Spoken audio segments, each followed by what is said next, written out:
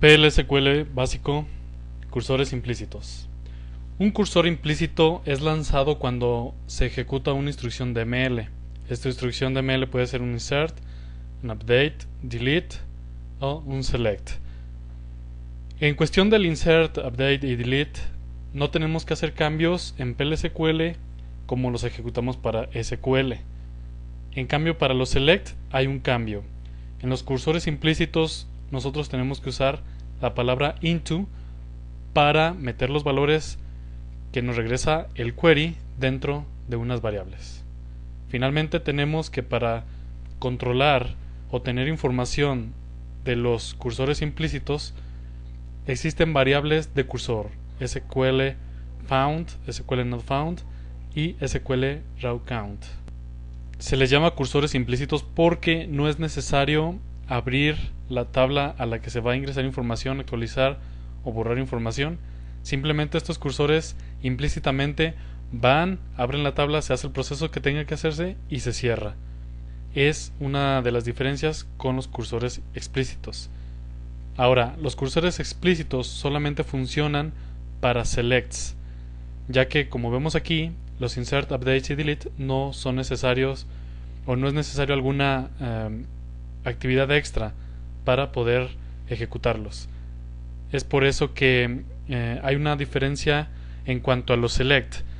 Los cursores explícitos, si ya viste el video, pueden manejar la cantidad de filas que sea necesaria, mientras que los cursores implícitos para la parte de los select solamente pueden almacenar un valor. Veamos algunos ejemplos. Peguemos las sentencias DML que acabamos de ver en la presentación. Listo. Ahora vamos a transformar esto en código PLSQL. Vamos a poner un declare, begin y un end. Aquí en el insert falta un punto y coma. Ok, tenemos 4 instrucciones de ML. La primera va a insertar un registro dentro de la tabla estudiantes. Después tenemos un update que va a actualizar el current credits, a todos les va a sumar 1. Enseguida va a borrar de estudiantes todas las carreras o todas las que tengan especialidad de educación. Y finalmente hay un select, aquí tiene un into para el cursor implícito. Aquí le vamos a poner hardcodeado 10.000 por lo pronto. Como el ID es una llave primaria, nos va a devolver solamente un valor en el caso de que se encuentre. Si lo ejecutamos de esta manera, aquí veremos que como tenemos estas variables, nos marcará un error. Así es que en declare las vamos a declarar usando el estándar. El estándar, como dijimos, es la tabla punto el campo de referencia, en este caso first name %type, y así para las demás. Ya que tenemos las declaraciones, a simple vista podemos ver que el programita ya correría, aunque en esta parte no hemos mandado imprimir lo que nos regresa a las variables. Vamos a correrlo de esta forma, primeramente para ver que se ejecute correctamente. Dice one row updated. Esto quiere decir que porque como no tenemos mensajes de que se procesó bien cierta instrucción, etcétera, pues pone alguna de ellas. Ahora, precisamente para controlar los mensajes que podríamos enviar en base a los resultados de cada una de las expresiones de ML, contamos, como dijimos, con las variables de cursor. Estas variables de cursor nos enviarán o almacenarán información cada vez que se ejecute alguna instrucción de ML.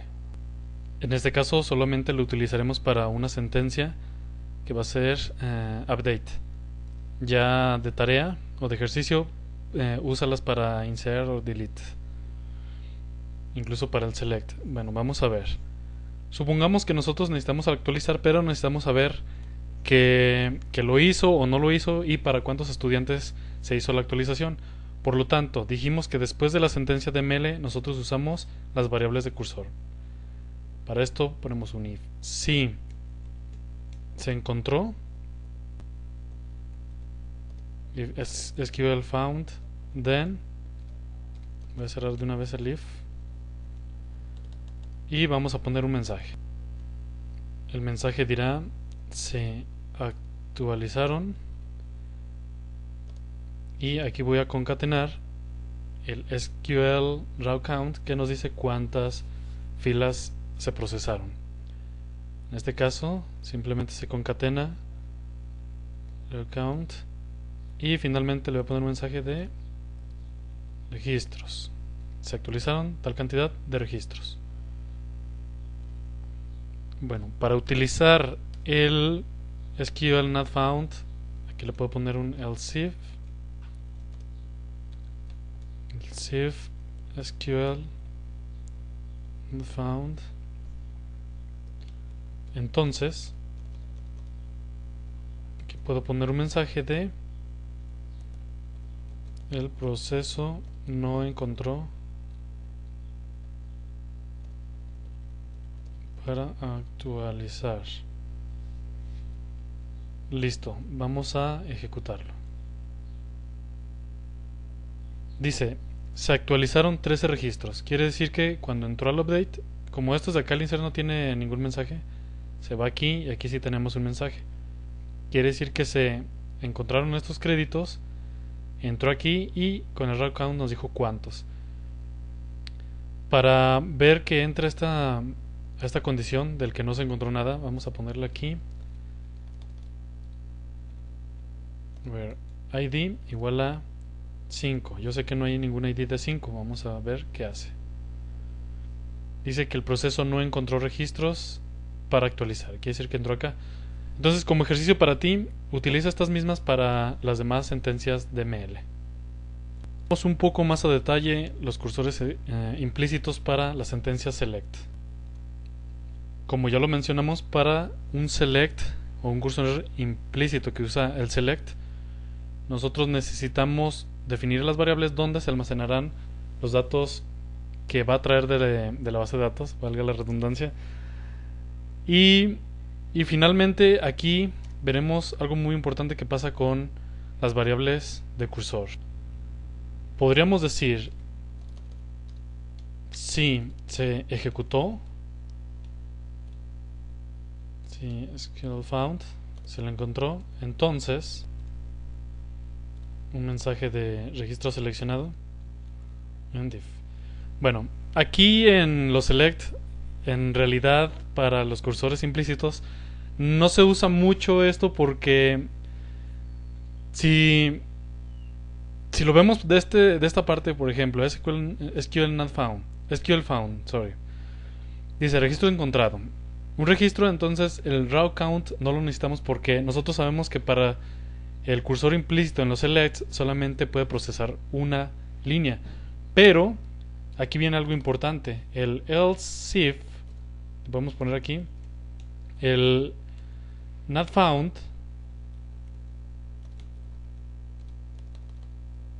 aquí no funciona, porque en caso de que no encuentre, no entra al not found, marca un error, que es algo del por qué se recomienda siempre usar cursores explícitos en vez de cursores implícitos, incluso cuando se necesite obtener información de una sola fila. Vamos a ejecutar. En este caso sí existe esta información. Dice registro seleccionado. Pero si aquí le pongo otros dos ceros, supongamos, para que no nos regrese, dice no data found. Mandó un error y ni siquiera contó el SQL not found. Esto sale sobrando, incluso esto también, porque finalmente si no marca el error, si se seleccionó o si se envió la información, pero lo vamos a dejar así en div, y para cachar el error lo vamos a mandar a exception. Le podemos poner el tipo de error para que fuera un poquito más personalizado. Y como lo dice acá abajo el error, when no data found, entonces vamos a copiar esto de aquí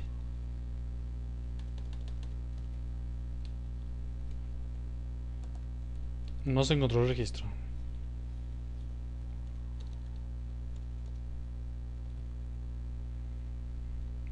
Incluso aquí nosotros estamos usando una llave primaria, como ya lo dije, Supongamos que está así, solamente como ejemplo.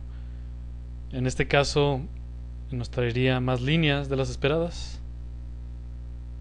Dice que exact fetch returns more than requested numbers of rows. Quiere decir que podemos tener otro error que es el de too many rows. Vamos a poner otra vez un mensaje. Se encontraron más líneas de las esperadas.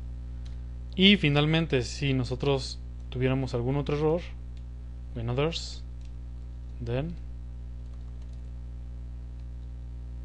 le voy a poner solamente error inesperado.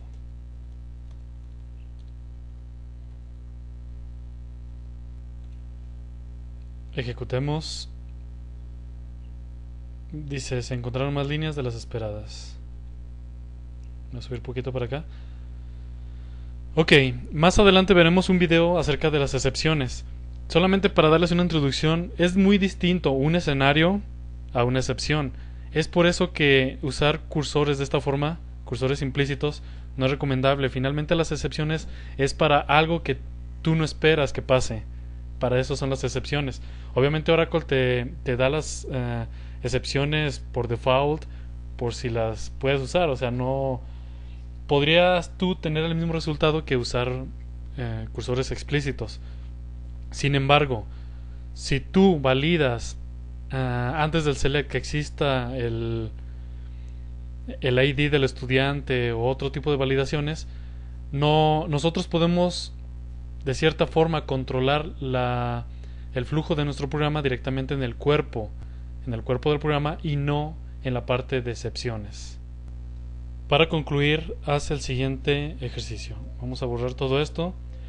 El ejercicio se trata de usar un cursor implícito para mostrar la cantidad de alumnos de la especialidad de historia. Pausa el video, trata de hacerlo y después compara con lo que vamos a hacer aquí. Bueno, voy a usar la estructura declare begin and. Como vamos a almacenar un número, voy a poner contador, que va a ser numérico. Aquí voy a inicializar el contador a 0. Siempre como estándar hay que inicializarlos. Y ahora sí va nuestro cursor implícito. Select. Vamos a ponerle count. Vamos a usar el ID. Enseguida viene el into. Lo vamos a almacenar en contador. From students. Where. Dijimos que es solamente para los de historia. Major. Se igual a history.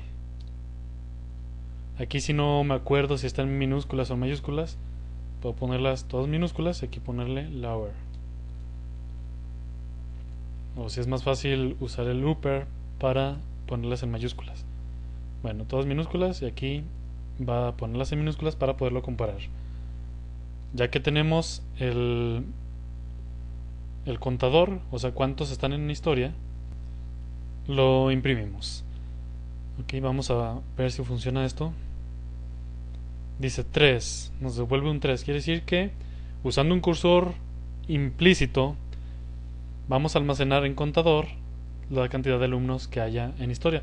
En este caso, si te das cuenta, nunca va a haber una excepción, porque aunque no hubiera, por ejemplo, lo voy a poner así, nos devolvería un 0. En este caso es muy bueno para las validaciones, esto de contador.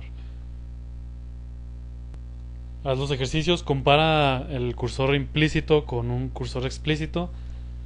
Y por ahí hay un video donde viene una mezcla entre cursores implícitos, explícitos y excepciones, que te podrá servir un poquito más para entender las ventajas y desventajas de cada uno de ellos.